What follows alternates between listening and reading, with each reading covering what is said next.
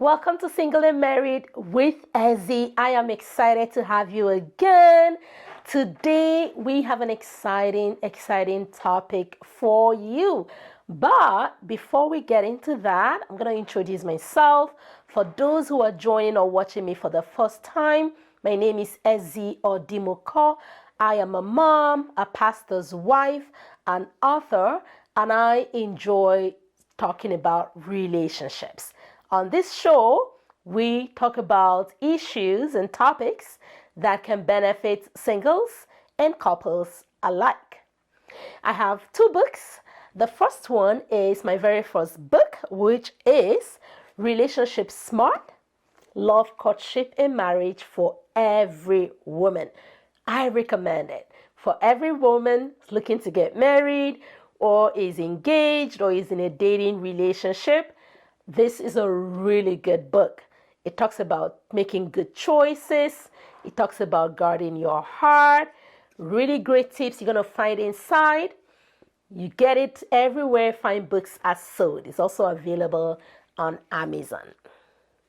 My second book is Brighter Days, 100 Thoughts of Hope, Love, and Blessings.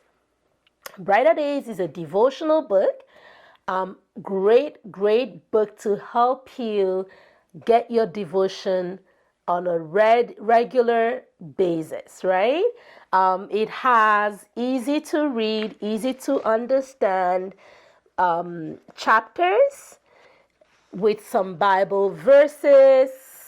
You're really going to enjoy using it to study your Bible and just in making sure you get that devotion in each and every day to strengthen your spiritual life and get you ready in the spirit to tackle whatever your day has for you. So awesome book, available on Amazon as well. Get it for yourself, get another for a friend. All right, so today is really, I have an exciting topic, and it is mistakes singles should avoid. All right, so I want singles to avoid these mistakes when they're about to get married, before they go into marriage, before they say I do. I'm going to give you 10 tips. We're going to cover 5 today and cover the next 5 in my next episode.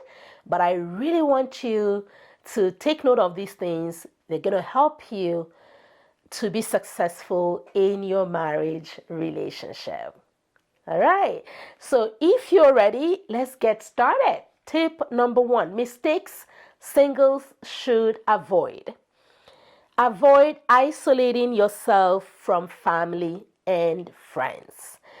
You know, when you're about to get into a marriage relationship, the temptation is always there, to say, oh, this is exciting, a new journey, something fun, nobody else matters, I don't need this family, I don't need these friends, because I have something better, something bigger, something new happening.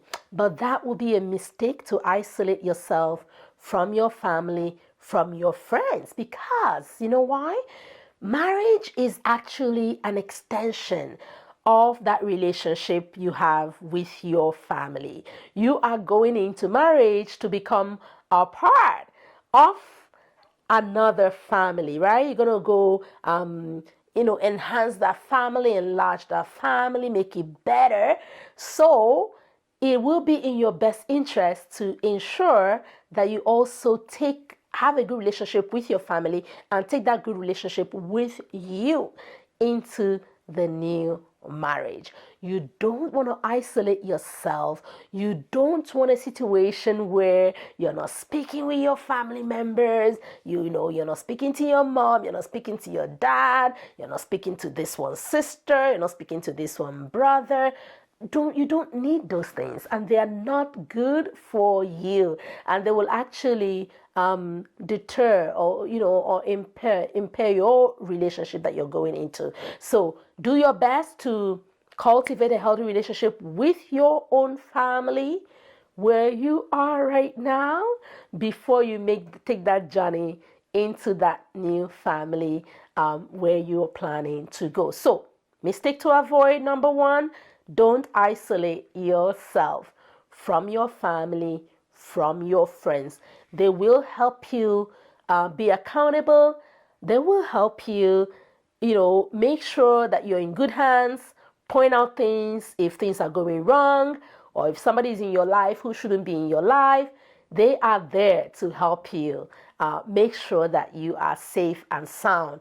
So make sure you keep that relationship intact and healthy before you go into your new marriage relationship. Point number two, to avoid getting sexually intimate before marriage. Why? The primary reason, because that is the price. You don't want to give that away before time. Because what happens, then all of the excitement is gone. Then there's nothing to look forward to. And above all, but even more importantly, remember, that is something that God expects us, His children, to honor Him. Our bodies, the Bible tells us, are the temple of the Holy Spirit. Think about it. You are not even your own. You belong to Christ, right? So when you give something that is not yours, what is that called? Yeah, it's called stealing, right? Yeah, so you don't give what doesn't belong to you. Your body belongs to Christ. You manage yourself, you keep yourself after the marriage, and then you can take all of that and give to that person who has come into your life through a marriage relationship. Trust me, it works. It's better. It makes you guys stronger. It makes the relationship healthier. And you want to definitely avoid making that mistake, okay, before you get married. Now, point number three, avoid becoming overly emotionally dependent on this prospective partner, all right? Why do I say that? Because if you give yourself emotionally to someone completely, right? And in the process, as that relationship is progressing, maybe through the friendship, through the dating, through the engagement, and you find out that that's not quite the right person, and you're seeing all these warning signs, and you want to step back, or you want to leave that relationship. If you're already way too emotionally involved or invested, you notice it's going to be very, very hard for you to step back or for you to step away, right? And so that's why you want to go at a good, steady pace, right? That is equivalent to the commitment that is in place, right? Don't become overly emotionally dependent. That is the reason you still need your family supporting you. You still need your friends. You still need your support system in place so that you're getting to know this person and building out this new relationship.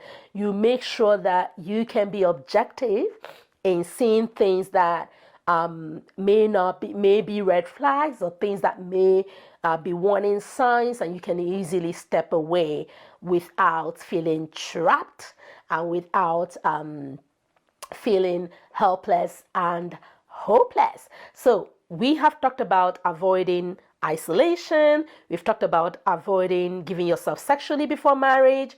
We've talked about avoiding being overly emotionally dependent on your prospective partner. Number 4, avoid being overly financially dependent on your prospective partner. So important. We know a lot of times, somebody's in your life. Sometimes you're not even engaged. Sometimes they haven't even proposed or done anything, but it's like they already feel all of the financial pressure. You're like depending on them for everything, from if you're a student, from your school fees to this and that, and your upkeep and your house rent and all of that. That can be very overwhelming for a person, right? So you want to make sure that you're not overly dependent financially. Things will take their course, and at the right time, all that will be appropriate. But just before while the relationship is still in its stage and before the marriage, make sure that you're not overly. Now, does that mean if the person wants to offer you gifts that you're not to accept it? No. You accept whatever the person is willing to offer, but make sure that you are not positioning yourself as being financially dependent and financially needy and you needing everything from that person, right? And that's not right, okay? And it can make the person feel overwhelmed. It can make the person have second thoughts about proceeding with a relationship, and it just can demotivate the person, right? So again, you want to live within your means, you want to be true to who you are, you want to definitely plan together, but do not become a financial burden to a prospective partner. And that is number 4. And number 5, I'm just going to say avoid asking for too much too soon. Relationships have stages, right? And stages and times, and the right things will happen at the right time if you let them, right? So somebody who's meeting you, getting to know you, it's only been a few weeks and you're already asking, I want to meet your mom, I want to meet your dad. Are they ready for you to meet their parents? Are they ready to go to that next level? Or in some cases, you want to move in, you want to leave your apartment, you want to come live with them. Are they ready for that level of commitment, right? So you want to be patient and not ask for too much too soon, because it can scare people away. People can get cold feet. It can also show you as being as not, it can position you as being too wanting it so badly, right? And that's not good. You want to position yourself as being comfortable in your own skin, happy with who you are, where you are, and willing to invest the time that is necessary for the relationship to grow. You don't want to appear too needy. You don't want to appear, in a rush to get things going. So don't ask for too much too soon. Don't ask for commitments that a person is not yet ready to give. Talk through the relationship. Make sure that you understand who you are to that person, what that person is to you.